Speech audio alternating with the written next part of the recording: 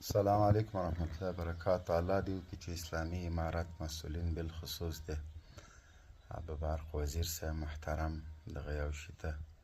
توجه خو به لازمي وي، خو چې لږ ذره پرې ور تیز شي دا د کونړ په بند باندې کار شروع کړي، یو خو به د موږ او د دې مهاجرو زړونه یخ شي،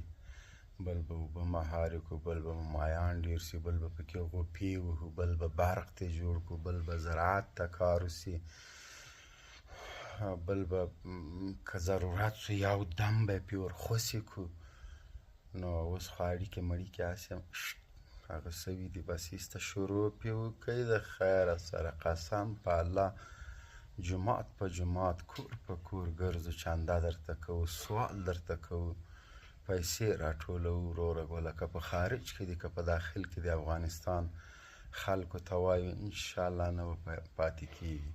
سمټ مو خپل دي، سیخه ګول مو خپل دي، اوسپنه مو خپله ده، تیږه مو خپله ده، انجینران مو خپل دي، اوبه مو خپل دي، نو بیا ګورو ورته ولې